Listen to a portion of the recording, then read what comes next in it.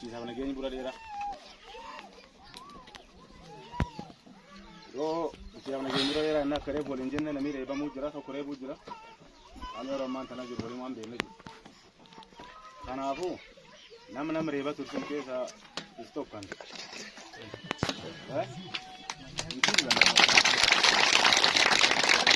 Nama uummata reeba tursun tokko uummati keenya namni fuula beekaniif kanaaf fuula hin beekne illee nama intaltaatti yoo miidhaa irraan ga'e uummata kan cufla irraan ga'e jechuudha.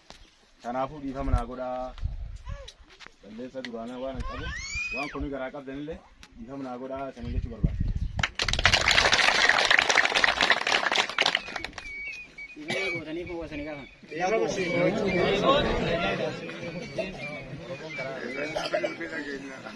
Dhiifamni gaafa nulleen dhiifama gidduu keessaatiin waan kan na goote waan kan si godhe kan dhiifama naa godhe sana kan dhugaan ta'e akkanaa miti waan jira cufa walumatti qabee jiran. Akkasumas duuba akkuma waliin beeknu nama reebaa turree reebaa turanii hagammaa sanamni reebamuu jira. Namni maaliif reebama duuba? Reebamuu hin qabu nuti obboleessa. Obboleessi reebuun hanqinni malee ciminaa miti akka hin beekutti. Ciminaa. Hanqinni sun of biratti argee har'a kun dhiirtanaa waliin jiran. Amma dhiirtanaa waliin jiran. Kanaafuu nu mootummaan kalee nu harkitti kennannee guldeemnee isatti nu caalaa jennee gulbaankaan nu baasuu hin dandeenye. Har'a dhiirtana gaddeebi. Maaliif nu baasuu adda mootummaan? Uummata keenya kaciisa kana. Uummata kana harkaan qabne jechuudha. Nuun ammoo kalee wal reebnee, wal dararree, wal dadhabsiifnee, waliinee, walit jeemne. Dhugaa warratti galanii jedhani kunoo itti gallatee jira. Hin sodaatina waan tokkollee wanni lubbuun sun guyyaa rabbaas baate. Kunoo dhugaa warratti galanii dhugaa suni gallatee jira.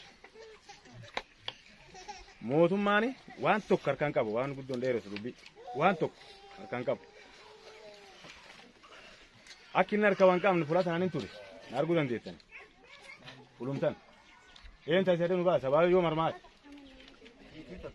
Dhugumaan deeme. Saraansari hin deeme. Algee hin deeme. Malkaa gubaa hin deeme. Booba bulbuli hin deeme. Yoo madan. Kayaa tanaadhaan gidduutti galee deeme. Yoo harka qabaas maa fuudhan dhoobu.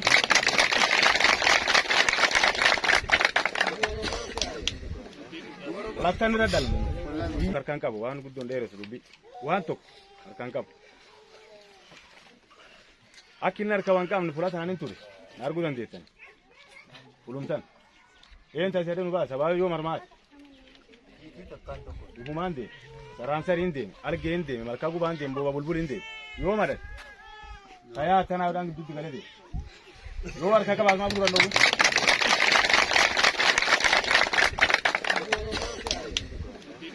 Lakkaan irra dalmu. Biyyee lakkana ilmeen saatii fi ilmeen namaallee ta'u ilmeen gisee dhalattu biyyee sana irbuuti. Nyaatti jaalatti nyaatti hojii bisha nyaatti gidduu afaan keessan biyyee sana nyaatti. Biyyee sana nu halchuu jira jechuudha.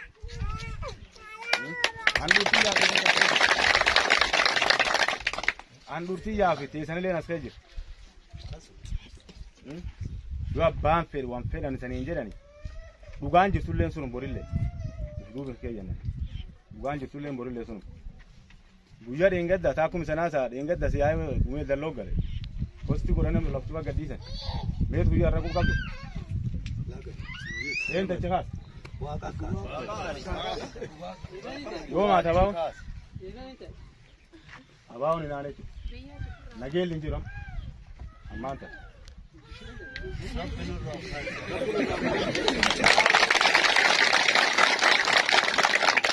Amma nageelli hin jiru miira kan odeeffadha. Abbaan odeeffannoo qabdan qara odeeffatan. Gali.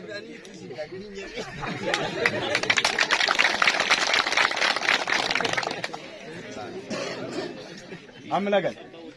Kagale. Gaariin galuutu hin jiru. Miilaan galuu jiru miilaan. Gaariin dhufe ammoo miilaan galuu jiru.